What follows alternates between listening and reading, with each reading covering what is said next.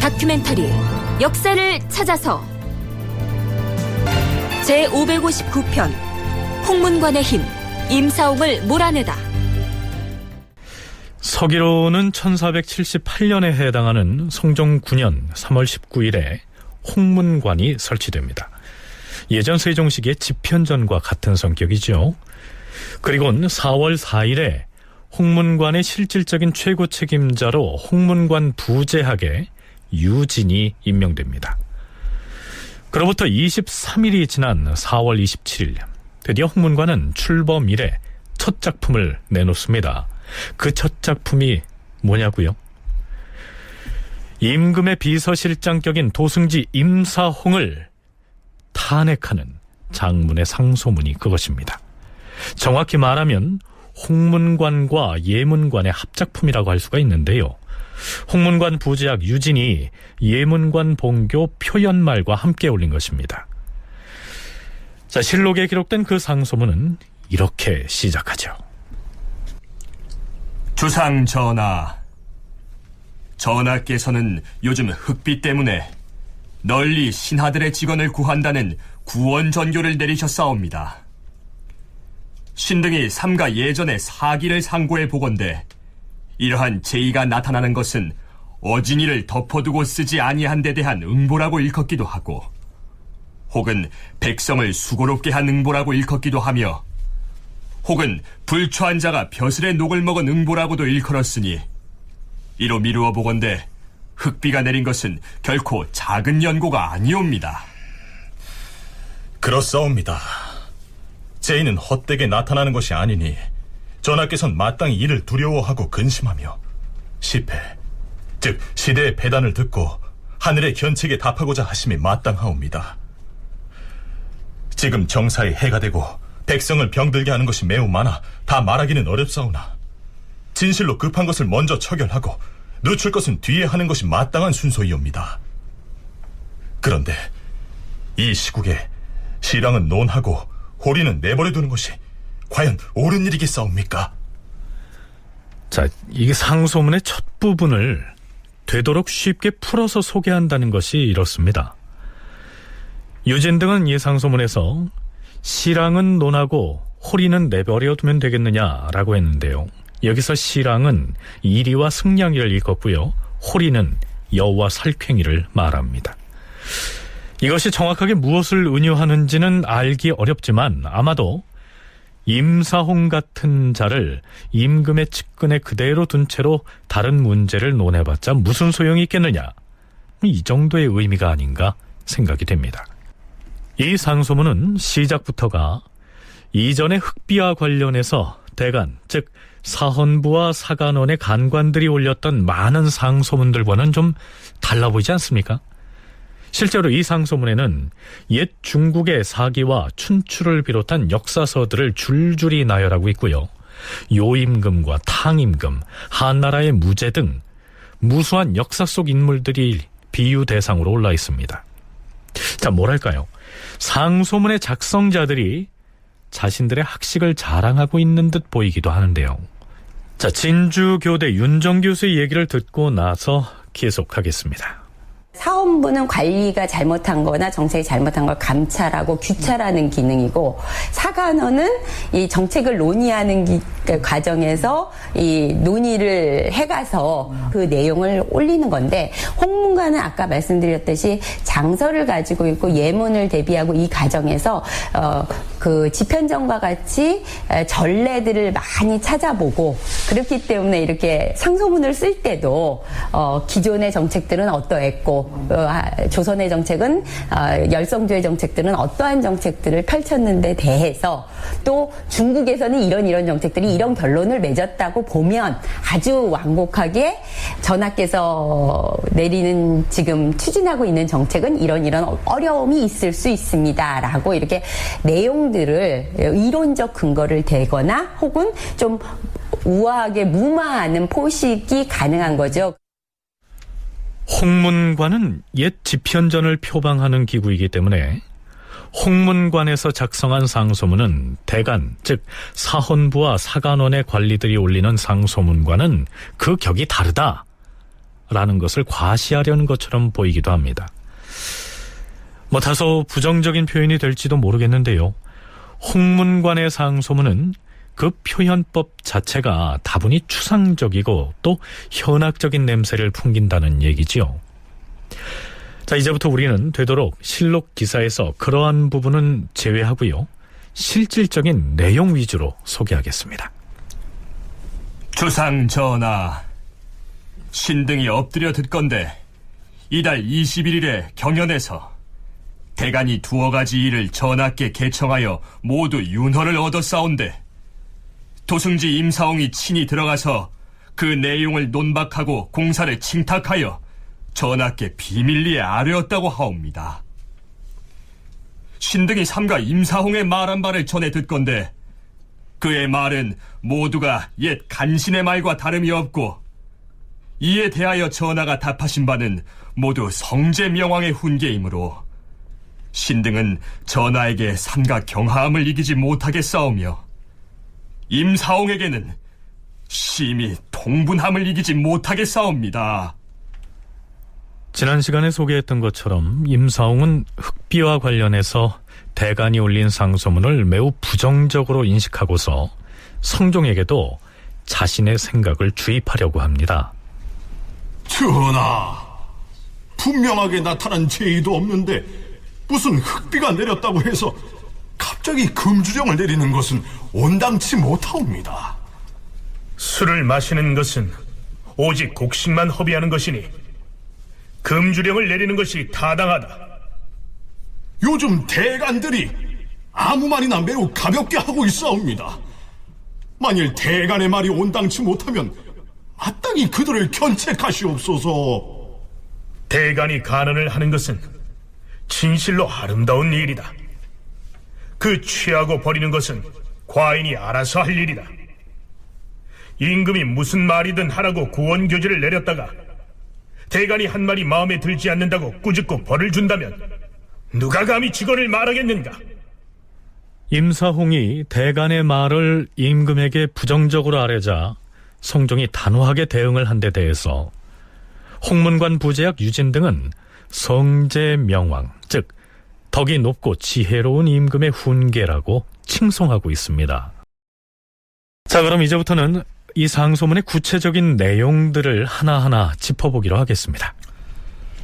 전하, 하늘에 제의가 있고 땅에 제의가 있으며 또한 사람의 제의가 있사옵니다.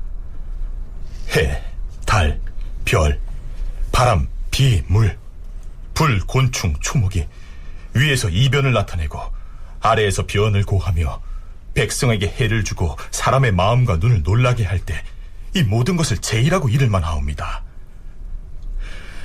옛 성왕들은 이것을 항상 조심하고 공경하며 또 두려워하고 경계하였사옵니다. 대저 충신이라면 오직 임금이 제의를 두려워하지 아니함을 두려워해야 하는 것이옵니다.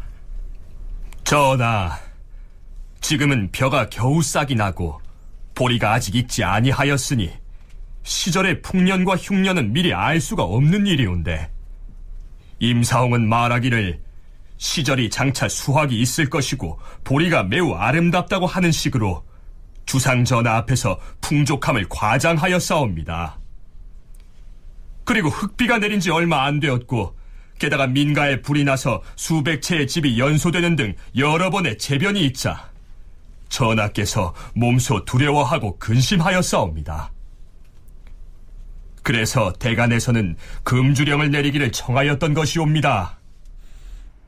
지난 시간에도 언급을 했는데요. 대간이나 홍문관에서 이러한 내용을 상소문에 담은 데는 기본적으로 사람이 옳은 마음을 가지고 일을 행하면 하늘도 그에 응한다라는 의미의 천인감응, 그리고 하늘과 사람은 본래 둘이 아니라 하나다라는 천인합일의 사상에 근거를 두고 있습니다. 성신여대 오종록 교수의 얘기입니다.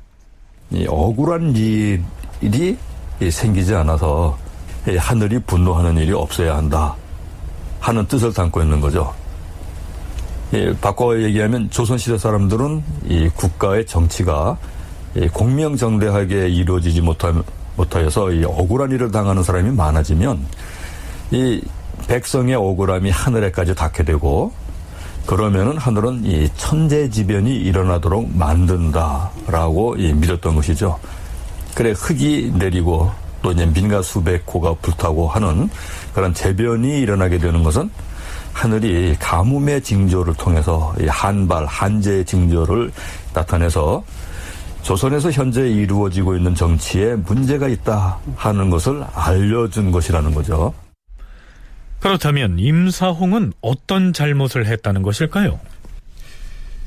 이치가 이러하온데 임사홍이 말하기를 운수가 마침 그러하기 때문에 흙비가 내린 것에 불과하며 집들이 연달아 접하여 있기 때문에 불길이 바람을 타고 번져나갔으니 괴이할 것이 없으므로 몸을 조심하고 마음을 닫고 술을 금하는 것 등의 것들을 할 필요가 없다고 했사옵니다. 임사홍은 이미 오는 가을에 수확이 풍족할 것이라고 말하여 전하께 아첨하였고 또 천병과 인재는 좋게 두려울 것이 없다고 하여 전하를 속였사옵니다. 그렇다면 임사홍은 간신이옵니까? 중신이옵니까? 전하를 성스러운 군주로 대하는 것이옵니까? 어리석은 임금으로 대하는 것이옵니까? 신등은 이러한 사정을 듣고서 동분함을 이기지 못하겠사옵니다. 임사홍은 임금을 이 측근에서 모시는 최고 책임자이면서 그 원인이 된 이 구체적인 문제, 그 잘못된 것이 무엇인지를 잘 조사해서 바로잡으려는 노력을 하도록 임금에게 권하지를 아니하고 오히려 곧 비가 내릴 것이다 라고 하는 전망을 바탕으로 해서 금주령을 내릴 필요가 없다고 임금에게 아랬던 것이죠. 실제로 음력 4월 하순 또 이제 이것이 지나서 음력 5월이 되고 하면은 이제는 대체로 이제 장마철에 거의 이제 접어드는 것이 보통이기 때문에 임사홍의 판단도 어느 정도 합리적이라고는 할 수 있지만 그 당시 사람들은 그것은 이제 잘못된 짓이라고 보았던 것이죠. 그렇게 임금에게 아뢰었기 때문에 이거는 간사한 소인배이다. 자, 흑비로 시작된 이 논란은 장차 어떤 과정을 거쳐서 어떻게 마무리가 될까요? 도승지 임사홍에 대한 유진 등의 탄핵은 임금이 신하들과 함께 활쏘기를 하고 신하들과 더불어서 시를 지어 발표하는 것이 옳은 일이냐 하는 쪽으로 이어집니다. 성종 9년 12월 26일의 실록 기사를 잠깐 들여다보죠.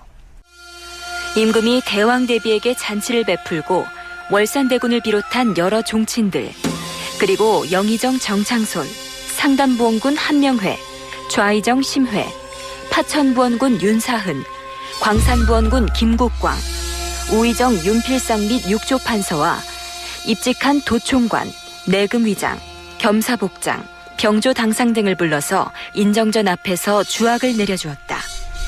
대비마마, 만수무강하시옵소서. 고맙습니다, 주상.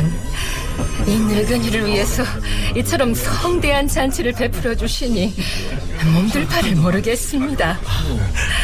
제가 한 잔 올리겠습니다. 아이고, 이런 망극할 때가.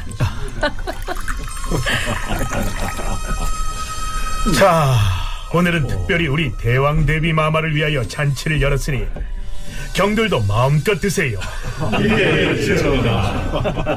풍악을 크게 울리라. 음악이 있고 술이 있는데 여기에 시한수가 빠져서야 되겠소. 자, 과인이 시한구절을 지었으니 들어보시오. 과인이 지은 첫 구절은 이러하오. 승평금일 취무방이라. 자, 이 글귀를 가져다 보고 경들이 그 다음 구절을 채워주시오. 예, 전하.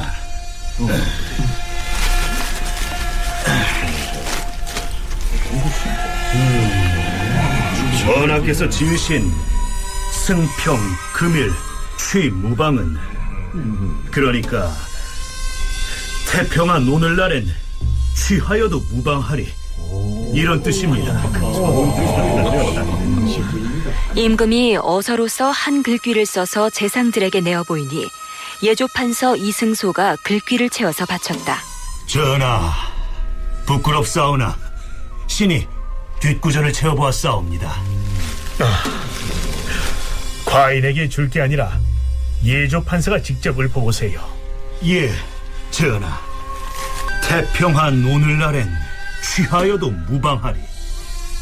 군신이 서로 즐겨 한 전당에 모였네. 평안할 때 위망을 잊지 말아야 하리. 왕업을 튼튼하게 메어두어야 하겠네. 예조판서의 시를 받아서 임금이 또 절구를 지어 보이니 종친과 재상들이 머리를 조아리며 살해하였다. 성종은 조선의 여러 왕들 중에서도 특히 시문을 즐겨 지었던 것으로 알려져 있습니다. 특히 친형인 월산대군과 자주 어울리면서 시문을 주고받았다고 전해지는데요. 과연 임금이 신하들과 시구를 주거니 받거니 하는 것이 군신 관계에서 마땅한 것이냐 하는 논란이 일기도 했지요. 성종 8년 9월 28일에 열렸던 경연에서 사간원의 정원 권경우가 이렇게 말합니다. 주상께서 학문이 고명하시니 무릇 시와 문장을 짓는 것이 모두 천성에서 나온 것이라 사료되옵니다. 지난번에 주상께서 풍월정 시를 지어서 월산대군에게 주시고 또한 압구정 시를 지어 한 명에게 주시었는데 모두 판자에 새겨서 달았다고 하옵니다. 압구정은 한강 곁에 있으니 신의 생각에는 만일 중국 사신이 한강에서 놀다 우연히 이 정자에 올라 전하께서 직접 지으신 어제 시를 본다면 전하께서 묻 신하와 함께 장화한 것이라고 여길 것이옵니다. 이 장화란 시나 노래 따위를 한쪽에서 부르고 다른 쪽에서 화답하는 것을 일컫습니다. 지존인 군주가 신하와 더불어서 시문을 주거니 받거니 하는 것은 군신 관계상 문제가 될 수도 있었겠죠. 더구나 한명회는 성종이 지어준 이 시를 자신의 위세를 과시하는 데 이용한 것으로 나타납니다. 자, 권경우의 얘기를 좀 더 들어보시죠. 문종 임금께서는 글씨를 참 잘 쓰셨사오나 그 필적이 민간에 남아있는 것이 매우 드물기 때문에 사람들은 한 글자만 보아도 황금 같은 보화로 여기옵니다. 전하께 없선 지난번에 등원각서를 써서 한명회에게 주시었는데 한명회가 그 글자를 곧 판자에 새겨 사람들이 다투어 종이로 찍어내어서 병풍을 만들었다 하오니 신은 옳지 않다고 생각하옵니다. 성종은 권경우의 이런 지적을 받아들여서 한명회에게 현판을 철거하게 하고 또 자신이 썼던 그 등왕각서를 도로 회수합니다. 또 한 가지, 성종이 종친 또는 신하들과 어울려서 활쏘기를 하는 것 역시 논란거리가 됩니다. 전하, 어제는 병조판서와 한조가 되어서 활을 쏘셨는데 오늘은 누구와 함께 하시겠사옵니까? 오늘은 월산 형님하고 한편이 되어서 쏠 것이요. 자, 형님이 먼저 쏘십시오.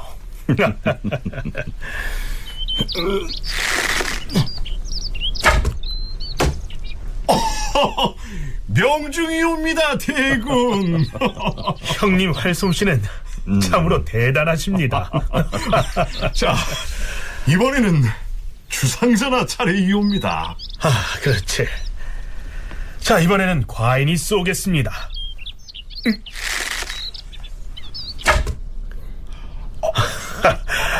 아이, 도승지, 내 화살이 어디로 간 것인가? 아래옵기 황송하오나 관역을 빗나갔다는 신호가 왔사옵니다. 아이고, 과인이 이런 실수를. 자, 물론 이 상황은 가상으로 꾸며본 것입니다. 하지만 군주가 신하와 동렬에 서서 활쏘기 시합을 한다는 것은 유교적인 군신관계에서 보면 분명히 문제가 있겠죠. 홍문관의 임사홍에 대한 탄핵 상소문은 바로 이 점을 지적하고 있는 것입니다.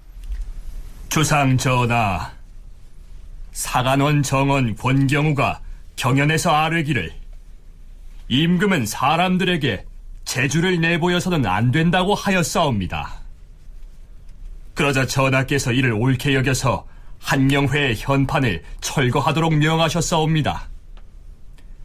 또한 요즘 전하께서 종친과 더불어 짝을 지어 활을 쏘자 대간에서 말하기를 태양은 땅에 내려와서 만물과 함께할 수 없고 임금은 신하와 더불어 승부를 겨룰 수 없다고 하였사온데 이 말이 또한 매우 이치가 있는 것이옵니다.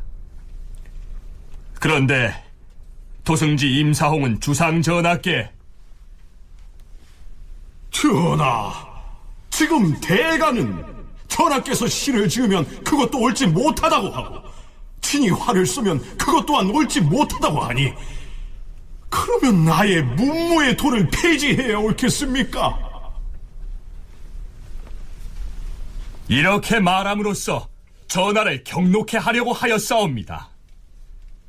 이는 바로 대간을 배척하려는 임사홍의 술책이오며 전하가 직접 시를 짓고 친히 활을 쏘는 것을 문무의 도로 생각하고 있으니 어찌 전하를 이처럼 하찮게 대우할 수가 있다는 말씀이옵니까?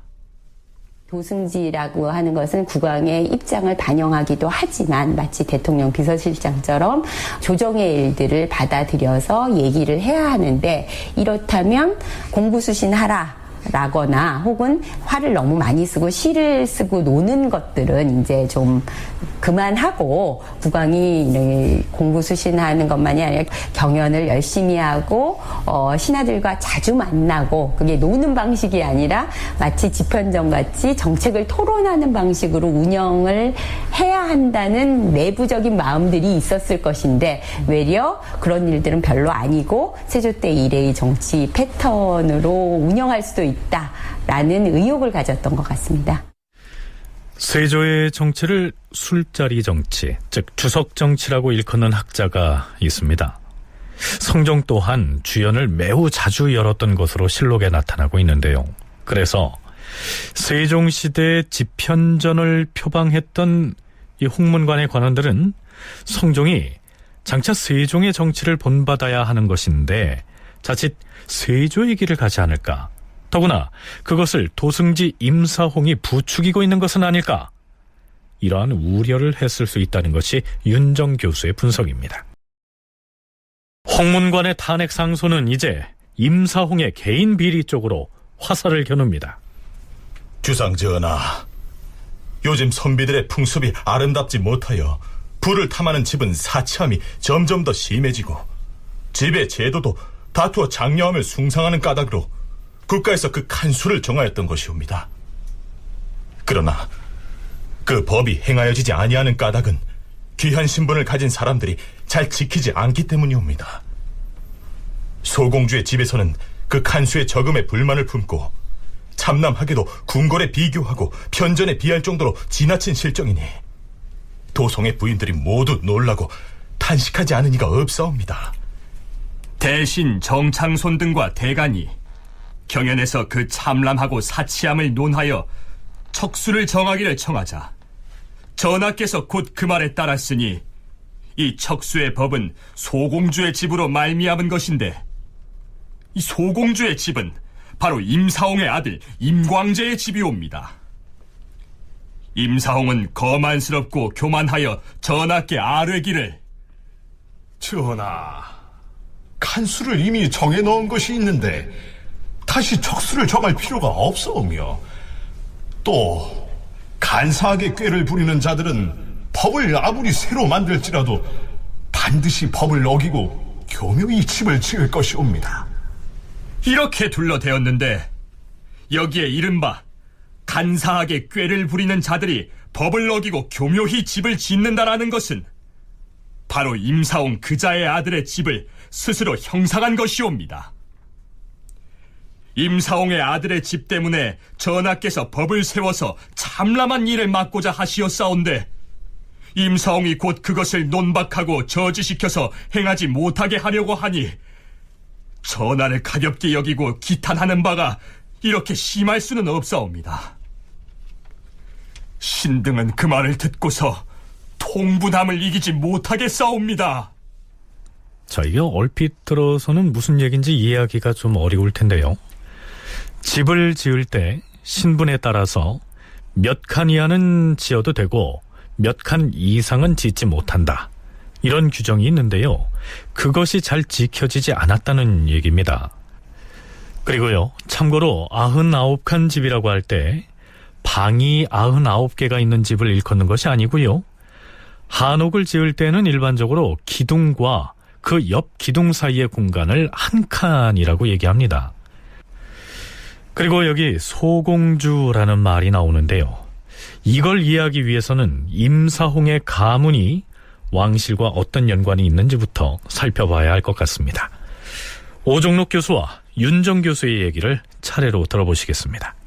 임원준에서 임사홍, 임강제로 이어지는 이 집안은 그 당대의 최고 명문가다라고 할 수는 없지만 이 왕실과 반복적으로 관계를 맺고 있어서 이 특별한 지위를 확보하고 있습니다. 임원준은 그 아들이 이제 임사홍이 효령대군의 손녀하고 결혼을 했기 때문에 효령대군 이쪽과 이제 사돈 사이인 거죠. 그런데 세종이 효령대군의 집에 갔다가 임원준을 만나서 그 임원준이 시를 잘 지었다라고 칭찬을 하고 벼슬에 나갈 수 있도록 해줬다고 기록에 나오는 거로 보면은 꽤 효령대군 쪽하고 일찍부터 좀 가까웠던 사이였던 모양입니다. 임사홍의 부인이 효령대군의 손녀거든요. 그러니까 장인이 보성군이라고 해서 실제 그 대장을 지낸 정계에도 관여했던 왕실의 아주 중요한 인물이었고 그의 사위였기 때문에 왕실에서는 굉장히 대단히 믿을 수 있는 존재, 특히 세조비 정의왕후 같은 경우에는 효령대군이 성종 때까지 있으면서 그 왕실의 백그라운드로서 실제 왕실을 이렇게 통솔하고 있는 면이 있기 때문에 그의 지친 그의 그 후손들하고 연합을 강화하는 측면에서 혼인이 연혼이 이루어져 있는 존재였기 때문에 사실 임사홍의 위세는 실록에 본격적으로 드러나지 않아도 신하들이 그러한 위세들을 알고 있는 상태였고. 자, 임사홍 일가와 왕실과의 혼인 관계를 다시 설명하면 이렇습니다. 임사홍의 본관은 풍천이다. 좌리공신 임원준의 아들이자 효령대군의 아들 보성군의 사위였다. 임사홍은 효령대군의 손녀와 혼인하여 풍성군에 봉해졌다. 임사홍은 자신뿐만 아니라 세 아들 중 2명을 왕실의 사위가 되게 하였다. 첫째 아들 임광재는 예종의 딸인 현숙공주에게 장가들어서 풍천이가 되었고, 임사홍의 셋째 아들 임숭재는 성종의 딸인 휘수공주와 혼인하여 풍원이가 되었다.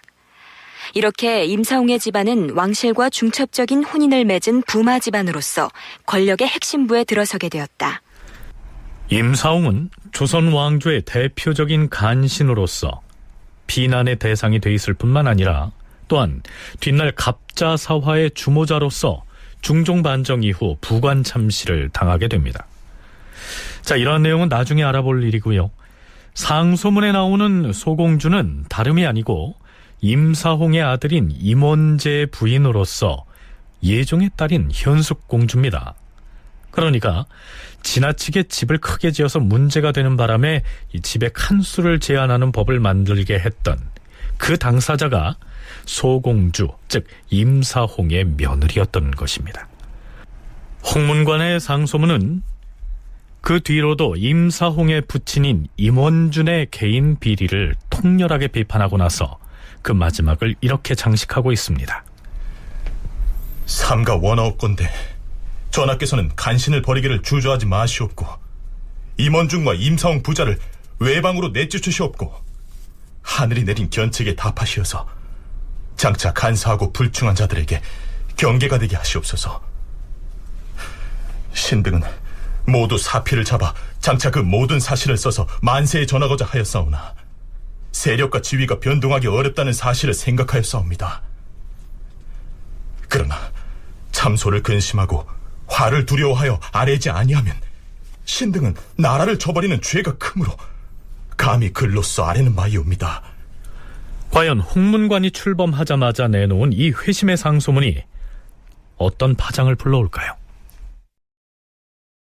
홍문관에서 임사홍에 대한 탄핵 상소를 한 바로 다음 날인 성종 9년 4월 28일 사간원의 정원 성담년이 임금에게 와서 아뢰입니다. 전하, 신등이 전하여 듣건대 어제 홍문관과 예문관에서 연명 상소를 올려서 임사홍을 논핵하였다고 하는데 저희 사간원의 간관들은 모름지기 무슨 일인지 그 내용을 알지 못하옵니다. 그 글을 열람하기를 청하옵니다. 홍문관과 예문관이 올린 상소문 중에도 그릇된 내용들이 있을 터이고 또한 과인이 이 자리에서 그 내용을 모두 말로서 전할 수는 없는 일이다. 과인이 장차 대간과 홍문관 그리고 예문관의 간언을 함께 인견할 것이니 기다리라. 예, 전하. 사간원이나 사헌부의 간관들로서는 본래 탄핵 상소를 올리는 일은 자기들이 전담해 왔는데 새로 생긴 홍문관 관원들이 예문관의 관원들과 더불어서 국왕의 측근 실세인 도승지 임사홍을 탄핵했다는 소문이 나돌자 그 내용이 몹시 궁금했겠죠. 드디어 성종은 그 상소문을 승정원에 내립니다. 상소문을 승정원에 내렸다라고 하는 것은 그 내용을 공론에 붙이기로 했다는 얘기입니다. 더구나 승정원의 우두머리인 도승지가 바로 문제의 임사홍이었으니 임사홍은 승정원의 상소문이 도착하자마자 제일 먼저 살펴봤겠죠. 이럴 수가. 홍문관 이자들이 어찌 나에게 이럴 수가 있단 말일까? 이 일을 어찌 한단 말인가? 그래, 일단 전하한테 가서.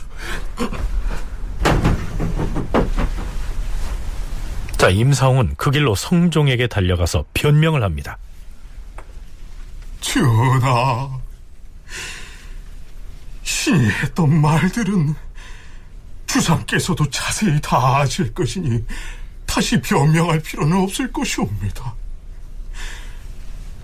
다만 외방에서 금년 밀보리가 매우 잘 되었다고 하기에 물론 나중에 수확이 어찌 될 것인지는 알지 못하므나 뚜렷한 가뭄의 제의가 없는데도 갑자기 금주령을 내리라 하니 그것은 옳지 못하다고 생각하였사옵니다. 그래서 신이 여러 통리와 더불어 의논하여 아는 것뿐이옵니다. 또한 가옥의 크기 한도를 정하는 것을 옳지 못하다고 한 것은 공주의 집을 위해 말한 것이 아니옵니다. 법이라는 것이 세밀할수록 간사함이 더욱 심한 것인데 국가에서 이미 간수를 정하였으니 그보다 더 세밀하게 척수와 촌수를 정하여 법으로 세울지라도 또한 법을 어기는 간사한 자들이 있을 것이라 하였을 뿐이옵니다. 또한 신이 아뢰었던 말씀은 흑비는 제의가 아니다 라거나 하늘의 제의를 삼가는 것이 옳지 못하다 이런 뜻이 아니옵니다. 다만 흑비는 큰 가뭄과 큰 물이 지는 재병과는 같지 아니하므로 임금이 공구수성할 필요까지는 없다는 것뿐이옵니다. 이제 홍문관, 예문관 두 관에서 신의 연고 때문에 신의 합의까지 아울러 탄핵을 하니 통민함을 이기지 못하겠사옵니다. 신은 물러가서 대제하기를 청합니다. 이미 알았으니 그대는 대제하지 말라. 임사홍은 자신이 탄핵을 받았으니까 대죄하겠다, 즉 물러가서 죄를 기다리고 있겠다고 했지만 성종은 그러지 말라고 대답합니다.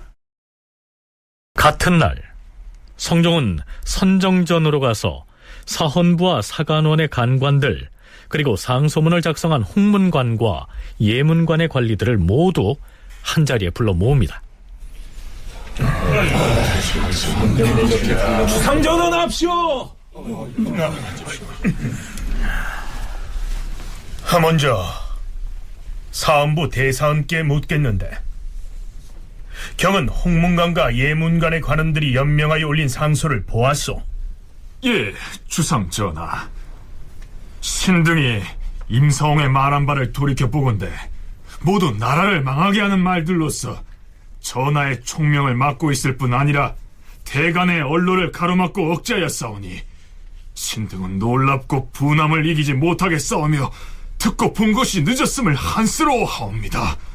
그렇지 않습니다.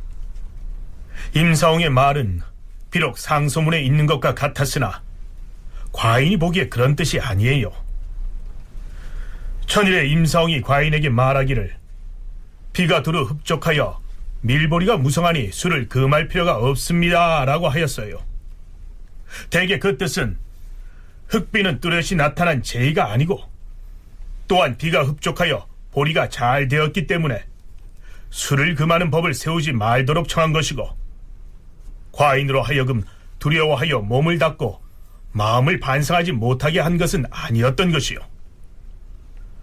또한 임사홍이 과인에게 이르기를 사대부와 공경대부의 집은 칸수를 이미 정하였으니 거기다 다시 척수와 촌수로서 규제하는 법을 따로 세울 필요가 없습니다 라고 하였는데, 이는 대저 다시 법을 세우는 것은 불편하다는 것을 말한 것이고, 공주의 집을 위해서 그런 말을 한 것이 아니요. 또한 임사홍은 요즘 대간에서는 번거로울 정도로 상언 상소를 자주 합니다 라고 하였는데, 이는 대간이 너무 쉽게 글을 놀리고 말을 한 것을 일컫는 말이지 대간에게 죄를 주고자 함이 아닌 것이요. 성종은 일단은 임사홍의 편에서 해명을 합니다. 이때 상소문의 작성을 주관했던 홍문관 부제학 유진이 나섭니다.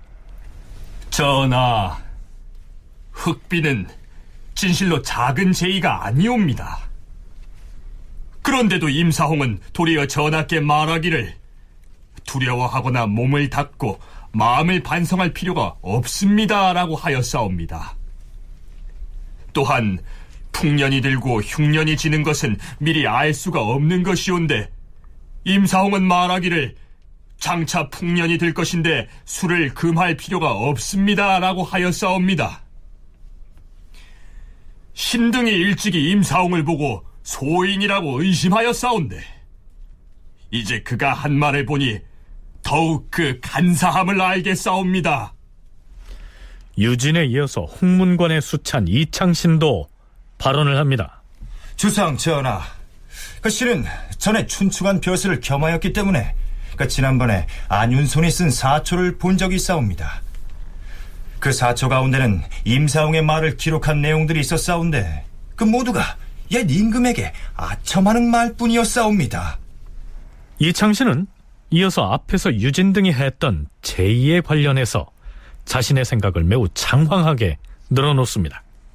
임사홍 그자는 아마도 백악산이 무너지고 한강이 마른 뒤에야 비로소 전하에게 청하기를 재변이 이르렀으니 가히 몸을 조심하고 행실을 닦도록 하소서라고 할 것이옵니다. 임사홍이 또 말하기를 그대는 참 예? 다변이군 그래. 예. 송구하옵니다, 주상 전하. 이후로 사간원의 대사관도 임사홍을 탄핵하는 대열에 가담합니다. 성종은 전에는 아무 말도 없다가 때를 만났다는 듯이 임사홍을 성토하는 신료들에게 짜증을 내기도 합니다. 일전에 대간이 금주령을 내리도록 청하기에 과인은 얼마 전에 비가 내린 것이 두루 흡족하여 심하게 가물지는 아니하였다고 생각하였기 때문에 술을 금하라는 어명을 내리지 아니하였던 것이요. 경들에게 묻겠소. 흑비와 화재를 큰 재변으로 여겼다면 어찌하여 그 전에 과인에게 대궐을 떠나 행궁이라도 나서서 근신하라고 청하거나 혹은 밥상의 음식 가지수를 줄여서 하늘의 견책에 공경이 답하도록 계청하지 아니하였소? 비록 재변이 있기는 하였사오나 전하께 그런 주청을 올릴 정도에까지는 이르지 아니하였기 때문이옵니다. 경들이 그 정도까지 이르지는 아니하였다고 말하는 것은 임사홍이 말했던 분명하게 나타난 제의가 없습니다 라고 한 말과 무엇이 다르다는 것인가? 이후 성종과 젊은 신료들 간의 논쟁은 이른바 소인 논쟁으로 이어집니다. 전하, 임사홍이 말한 것은 일체가 아첨하는 것이오며 소인의 태도를 모두 겸하여 가졌사오니 청컨대 빨리 그를 버리시옵소서. 임금이 착한 일을 좋아하면서도 능히 쓰지 못하고 악한 일을 미워하면서도 능히 버리지 못하면 이는 나라를 망하게 하는 소위이옵니다. 만약 악한 것을 알고도 버리지 아니하면 알지 못하는 것만 갖지 못하옵니다. 전하께서 이미 임사홍이 소인인 것을 아셨다면 이는 마땅히 먼 지방으로 쫓아 보냈어야 할 것이옵니다. 임사홍뿐만 아니오라 그 아비 임원준 역시 참으로 탐호한 사람이옵니다. 과인이 가만히 듣고 보니 경들도 어질다고는 할 수 없겠소. 만일 임사홍이 소인이고 그의 아비인 임원준이 탐호한 것을 알았으면 어찌하여 두려워서 몸을 움츠리고 말하지 아니하다가 홍문관에서 상소를 올려서 발부하기를 기다린 뒤에야 이렇게 논박을 하는 것이오. 전일에 비록 임사홍이 소인인 것을 알았사오나 일찍이 그가 행하는 일에 나타나지 아니하였기 때문에 감히 소인이라고 지목하지 못하였사옵니다. 이제 그가 말한 것을 들으니 모두 옛날에 간신들이 한 말과 같으므로 놀라지 아니하는 이가 없사옵니다. 청컨대 모름지게 그를 버리시옵소서. 홍문관과 예문관에서 만일 임사홍이 소인인 것을 알았으면 어찌하여 일찍 아뢰지 아니하고 오늘날에 이르러서야 말하는 것이오. 성종과 신하들 사이에 다시 소인 논쟁이 벌어집니다. 자, 우선 이 논쟁의 배경을 윤정 교수로부터 들어보시죠. 군자들끼리 모이는 붕당은 군자의 당이고 소인들끼리 모이는 붕당이 문제일 뿐이다 라고 생각하는 구양수의 이제 군자 소인변과 같은 영향을 강하게 받게 됩니다. 특히 16세기에 들어서면서 어떤 사람이 소인이다라는 거를 증명하려 하면 사실 어떤 정책에 대한 논의에서 책임 소재나 이런 걸 갖고 소인 논쟁을 하기는 어렵거든요. 그렇기 때문에 제일 먼저 이제 문제가 되는 게 개인적인 비리 혹은 도덕성, 여자를 뭐 겁탈한다거나 이런 얘기들이 그래서 실록에서도 상대적인 안정적 기조를 국가의 이제 창업 기조가 완성이 되니까 100여 년에 걸친 그 다음부터 신하들의 처신과 이와 관련된 붕당적인 서로의 논박들이 강화되고 있습니다. 이때쯤 되면 조선 왕조의 창업이 완성된 시기로 봐야 하는데요. 이때 이후로는 신하들끼리 붕당을 결성해서 개인의 처신이나 비리 등을 물고 늘어져서 소인이다 이렇게 공박하는 사례가 성하게 된다는 얘기입니다. 그런데요, 오종록 교수는 성종이 신료들을 향해서 임사홍이 소인인 줄 알았으면 왜 일찍 말하지 않고 이제서야 비난하느냐 이렇게 공박을 한 데에는 이런 저의가 깔려 있다고 분석합니다. 임사홍이 소인배이고 간신인 줄 알고 있었으면서 왜 그동안에 말을 하지 못했느냐라고 할 때 너희가 더 두려워하는 것이 왕이냐 임사홍이냐 하는 것을 묻는 것인데 내가 더 두려운 존재다라고 하는 걸 인정하라라고 요구하는 셈이죠. 그러나 현실적으로는 임사홍이 더 두려웠을 수가 있었겠죠. 그런데 여튼 왕이 더 두려워해야 하는 존재이다 라고 하는 것이 성종의 신념이지만 그거를 이제 관철시키고자 할 때 어려움들이 이제 현실적으로 있었던 것인데 결국은 이제 왕권은 충성이라고 하는 이념을 더 이제 강화시키는 것 외에는 신하들로부터 전반적인 충성을 이끌어낼 수 있는 길이 뾰족하게 없습니다. 네, 흥미로운 분석이죠. 그러니까 성종이 신료들을 향해서 임사홍이 소인배인 줄 알았으면 왜 옛날에는 고하지 못하다가 이제 와서야 소인이라고 하느냐라고 한 것은 임사홍이 소인배가 아니다 이렇게 역성을 들어주려고 한 말이 아니고 신하들을 향해 그동안에는 임사홍이 두려워서 말을 못한 것이 아니냐. 그렇다면 임금인 나는 두려워하지 않고 임사홍만이 두려웠느냐. 너희들이 정말 두려워해야 하는 대상은 군주인 나다.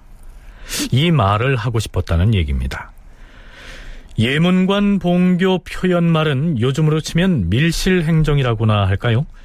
임금이 비서실장격인 도승지와 단독으로 만나서 이 밀담을 나누는 형식으로 정사를 논했던 것이 이러한 폐단을 불러왔다고도 지적합니다. 주상 전하, 예로부터 승지가 공사일을 가지고 전하를 뵐 때에는 반드시 먼저 사관에게 고하여 함께 들어간 뒤에야 감히 이를 아뢰었던 것이옵니다. 하온데 임사홍은 사관에게 통보하지도 아니하고 홀로 전하께 먼저 들어가서 아뢰었사옵니다. 한 번은 안윤손이 알고 따라 들어가서 들어봤더니 그때 임사홍은 비밀리에 간사한 말을 전하께 아뢰고 그 사실을 남이 알지 못하게 했다고 하옵니다. 자, 이쯤 되면 성종은 신하들로부터 간사한 도승지의 농간에 휘둘려서 중심을 잡지 못한 군주다, 이렇게 모욕을 당하고 있는 것처럼 보입니다. 자, 아마도 그렇게 해왔음을 일부 인정하는 듯한 발언을 하는데요. 임사홍이 언제나 홀로 아랜 것이 아니고 승지 등과 같이 의논하여 아랜 것이요. 지금 임사홍을 죄 준다면 다른 승지들도 일체 그 죄로서 다스려야 옳을 것이요. 임사홍은 도승지에 임명되고 나서 처음 승정원에 들어가자마자 스스로 규정을 만들어서 문 벽에다 방을 붙였사온데, 그 방문을 보면 각사의 관리로서 만약 전하께 들어가서 고할 일이 있으면 먼저 도승지에게 고하라, 이런 내용이었사옵니다. 이는 임사홍이 일국의 권세를 모두 손안에 쥐고서 동료로 하여금 머리를 숙이고 명을 듣게 하려는 것이 아니옵니까? 자, 지금 성종은 신료들로부터 국왕이 그동안 비서실장격인 도승지 한 사람만을 측근에 가까이 두고서 다른 관리들과는 대면을 꺼린 채로 소통을 하지 않고 정사를 살펴왔던 것이 아니냐, 이러한 논박을 공개적으로 당하고 있는 것입니다. 사실 성종이 친정을 막 시작한 뒤에 원상제를 폐지했을 때 그동안에는 원상들이 승정원으로 출근을 해서 정사를 함께 들었는데, 이제 원상들이 나오지 않게 되면 이 승지가 임금을 독대함으로써 폐단이 생기지 않겠느냐, 이러한 우려가 있었지요. 어찌됐든 그 자리에 모인 홍문관, 예문관, 사헌부, 사관원 등의 이 관리들은 그동안 억눌렸던 말들을 거침없이 쏟아놓습니다. 아마도 거기에 모인 관리들 모두가 한마디 이상씩은 했던 것 같습니다. 전하, 신사관원 사간 경준이옵니다. 소공주의 집이 크고 화려하여서 참남하게도 시중에서 궁궐의 비교가 되는 실정이옵니다. 하여 도성의 사대부집 부인들이 모두 놀라고 개탄하지 아니하는 이가 없사옵니다. 칸수를 이미 정하여서 집을 짓게 하였는데 어찌하여 참남하게 궁궐에 비길 만큼 크다고 하는 것이요? 전하께서 친히 보시지 않았기 때문에 그 크고 화려함을 믿지 아니하시는 것이옵니다. 만약 친히 거둥하여 보시면 알 수 있으실 것이옵니다. 자, 글쎄요, 임금의 처지에서는 왕실의 왕자나 공주를 궐 밖으로 내보내서 살게 할 때 가능하면 넓고 큰 집을 지어주고 싶지 않았을까요? 공주나 왕자군과 관련해서 신하들은 계속적으로 왕자들이나 공주들 집을 지어줄 때 너무 규모가 크다. 규모가 크니까 이게 문제다. 특히 임사홍 같은 경우는 공주를 며느리로 두고 있기 때문에 그의 집을 지어주면 이게 자기 아들 집이기 때문에 당연히 공주의 집이 크다는 것도 명분이 될 수가 있죠. 근데 성종이나 중종이나 나중에 선조나 이런 사람들은 다 자식들이 16세기 국왕들이 자식들이 많게 되면서 신하들이 눈에 딱 보이는 것은 공주들을 하가할 때나 대군들이 이제 궁전에서 나와서 집을 지어줄 때, 왕실의 입장에서는 당연히 신하들보다는 나은 형태의 집을 지어줘야 된다고 생각을 하고. 하지만 신료들이 생각하기에는 자신의 집과 비교되기도 하고요, 혹은 지나치게 큰 규모의 집을 짓게 되면 백성을 동원하는 문제나 또는 국가 재정에 대한 걱정을 하지 않을 수 없었겠지요. 자, 왕실의 자금으로 마련해 주는 것이라면 상관이 없지 않겠느냐고요. 왕실의 돈으로 한다 그러는데 그게 어차피 명확하게 국왕이 쓰는 돈과 구별될 수 있지 않은 측면이 있기 때문에 공주가 집을 짓는다 그랬을 때 나무를 베어올 때 돈을 줄 수는 있지만 이 운송하는 과정에서 관료들이 관여하지 않을 수가 없기 때문에 신하들은 총력을 다해서 이게 원래의 규례를 지켜라 라는 점으로 대관들이 문제 제기할 수밖에 없는데 이건 거의 100여 년에 걸쳐서 지속되고 조선 후기에도 계속 지속되는 문제입니다만 특히 성종 때 이 시기에 공주의 재택에 대해서 문제를 제기하는 거는 당연히 임사홍에 대한 견제의 의미도 있을 수 있다고 생각이 듭니다. 자, 그러면 임사홍을 둘러싸고 전개된 성종과 홍문관, 예문관, 사헌부, 사관원 관리들과의 이 파상적인 논쟁은 어떻게 될까요? 앞에서 성종으로부터 다변이라고 지적을 당했던 홍문관의 수찬 이창신은 급기야 이렇게 말합니다. 신이 주상전하의 하교를 쭉 들어싸운데 전하께서는 이미 임사홍에게 미혹된 바가 되었사옵니다. 임사홍은 소인배의 마음을 가졌음이 이미 드러나서 신등이 탄핵을 하였사온데 어찌하여 믿지 않으시는 것이옵니까? 게다가 군자와 소인을 분별할 줄 안다는 것인가? 성종이 일방적으로 몰리는 형국처럼 보이는데요.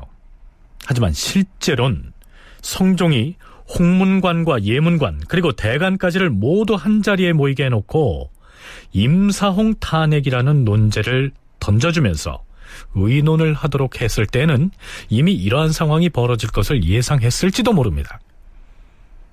결국 성종은 관리들의 빗발치는 탄핵 공세에 어찌할 수 없이 따른다는 형식을 빌어서 이 탄핵 상소를 받아들입니다. 임사홍을 국문하고 그의 고신을 거둘 것이다. 고신은 임명장입니다. 관직을 박탈한다는 뜻이죠.